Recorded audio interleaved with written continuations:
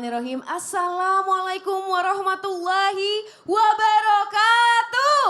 Waalaikumsalam warahmatullahi wabarakatuh. Jamaah. Yeay. Oh jamaah. Yeay. Alhamdulillah. Alhamdulillahirrabbilalamin. Wassalatu wassalamu ala asrafil anbiya wal mursalin wa ala alihi wa sahbihi ajmain amma ba'du. Jamaah yang dirahmati oleh Allah, apa kabarnya jamaah? Alhamdulillah, senang banget kalau misalnya kita semua dalam keadaan sehat walafiat ya. Ibu-ibu, bapak-bapak semua. Mudah-mudahan jamaah Islam Tunda dimanapun berada juga dalam keadaan sehat walafiat. Masya Allah. Jamaah. Yeay. Kadang kita tuh berpikir kalau pernikahan adalah akhir dari pencarian. Pelabuhan terakhir untuk hati ini. Betul atau betul jamaah? Masya Allah, jadi setiap hari itu akan penuh dengan tawa, penuh dengan pelukan hangat, terus juga saling mendoakan yang menguatkan. Tapi jamaah, kenyataannya kadang tidak semua rumah tangga itu berlayar di laut yang tenang. Ya Allah, ada aja yang dihempas ujian, gelombangnya tinggi sekali jamaah, berkali-kali diuji sama Allah. Ada juga yang berusaha bertahan, namun hatinya itu luka berkali-kali. Maka dari itu sesuai banget nih sama tema kita hari ini, kita akan membahas tidak semua rumah tangga berakhir di kata bahagia. Ya Allah, tapi sebelum kita lanjut mendengarkan tausiah dari guru-guru kita, akan ada video nih mau kita tonton bersama jamaah tentang Acha Septriasa sempat ditalak 5 kali oleh sang suami. Seperti apa ya? Berikut tayangannya. Kak Acha mudah-mudahan dikuatkan hatinya, dikuatkan semuanya deh, apalagi sudah memiliki anak. Nah, Habib tadi Saskia agak salah fokus karena di sana dibilang talak 5. Tadi tulisannya talak 5. Tapi setahu Saskia kan biasanya talak 3. Itu maksud... Nah, yang namanya talak 5 itu nggak ada dalam Islam. Adanya talak 3. Ketika 3 selesai, yang keempatnya ini kalau balik lagi dia zina. Yang kelima ini zina berarti. Karena apa? 3 itu dia mesti halalin dulu, nikah dulu sama orang lain. Nah, tapi kan nggak kelihatan kalau misalnya dalam masalah gitu loh Kak Acha ini. Masih syuting, masih bekerja gitu. Memang ada rumah tangga yang kelihatannya harmonis. Tapi ternyata tidak baik-baik saja atau sedang diambang kehancuran Habib. Nah sebenarnya kapan sih waktu yang tepat bagi seorang istri untuk memutuskan kayaknya aku mau menggugat cerai suamiku aja deh. Mohon izin tausiahnya Habib. Ya akhir Saskia, Ustadz Syam, Bunda Tuti. Bismillahirrahmanirrahim. Assalamualaikum warahmatullahi wabarakatuh. Waalaikumsalam warahmatullahi wabarakatuh. Alhamdulillahil wahidil ahad. Alladzi lam yalid wa lam yulad wa lam yakul lahu kufuwan ahad. Laisa kamitsli syai'un wa huwas sami'ul basir. Summa fasalli wa sallim wa barik ala sayyidina wa habibina wa syafi'ina wa maulana Muhammadin sallallahu alaihi wasallam wa ashabihi wa azwajihi wa dhurriyyatihi wa ahli baitihi wa ansari wa sahari yang ba'du. Segala puji bagi Allah Subhanahu wa taala yang telah memberikan kita nikmat iman, nikmat sehat walafiat, yang insyaallah penonton di rumah dan penonton di studio mendapatkan ilmu yang bermanfaat dari guru-guru kita bisa diamalkan dalam kehidupannya sehari-hari. Amin ya rabbal abghadul halali ilallahi talak. Sesuatu yang dihalalkan oleh Allah Subhanahu wa taala tapi Allah benci. Allah benci adalah talak. Nah, kapan sih waktu yang pas nih buat talak? Buat seseorang talak atau talak hulu.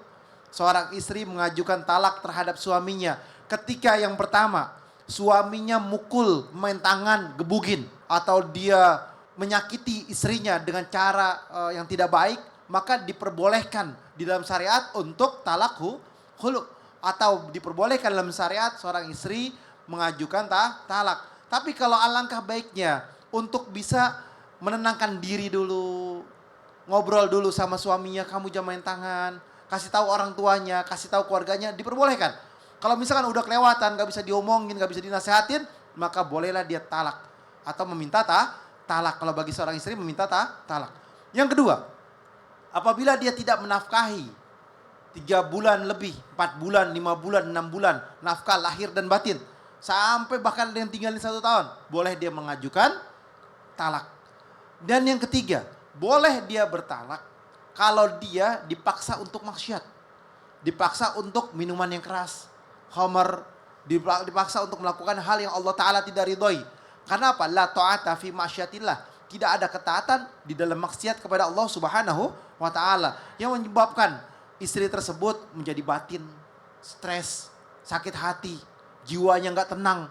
Sehingga menimbulkan ketidakbaikan di dalam hati dan jiwanya.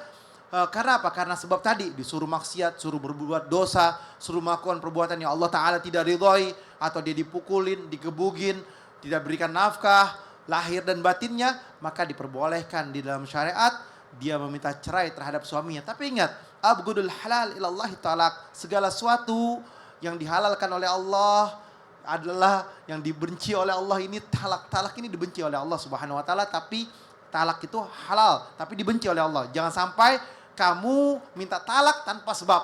Kamu minta talak cuman karena sakit hati sedikit. Kamu minta talak cuman karena hal-hal yang sepele. Jangan. Tapi ada sebab yang kuat, diperbolehkan untuk minta talak. Tapi kalau misalkan dia tidak kuat, bau sorga dia tidak akan dapatkan. Nauzubillahi min zalik. Terima kasih banyak Habib. Boleh tepuk tangannya jamaah.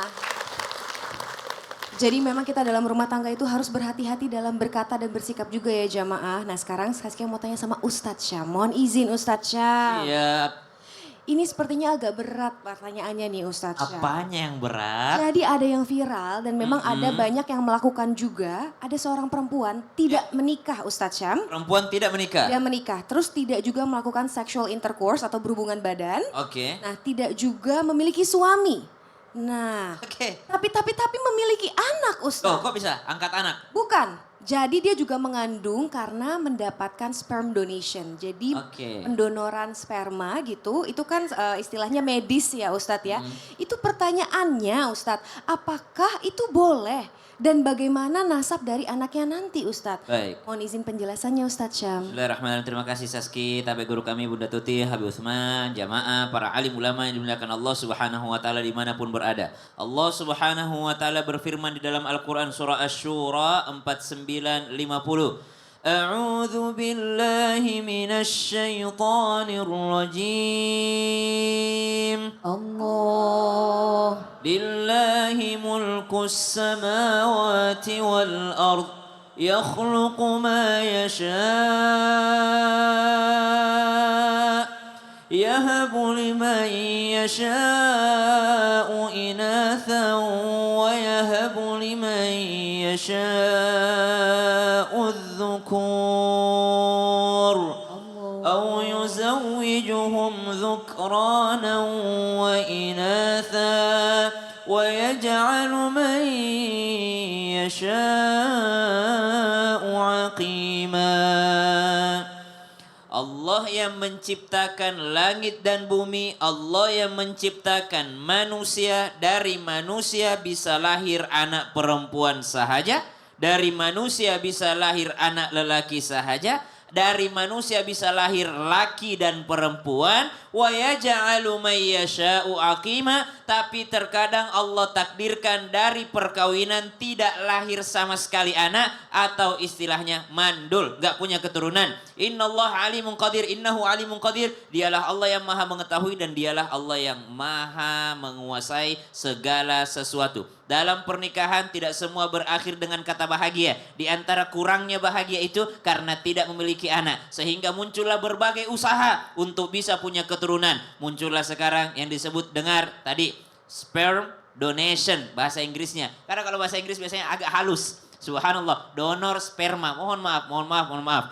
Kalau sperma tersebut dari suami sahnya, maka ulama utamanya Majelis Ulama Indonesia dari pendapat Dr. Aqil Al-Maraqif mengatakan bahwa boleh kalau sperma suaminya dan ovum daripada istrinya. Artinya memang suami istri dari suaminya sendiri. Tapi kalau itu adalah sperma donasi dari lelaki asing yang tidak diketahui siapa lelaki tersebut, maka hukumnya haram, tidak boleh. Mutlak tidak boleh adanya sperma orang lain yang disuntikkan ke dalam rahim sang perempuan. Tadi pertanyaannya lebih parah lagi, memang tidak menikah. memang tidak punya suami, lalu dia pengen mengandung, pengen melahirkan anak, maka ini sudah jelas kalau bicara dalam Islam itu tidak boleh. Bagaimana nasab anaknya? Menjadilah dia anak daripada ibundanya, karena anak tidak ada salahnya.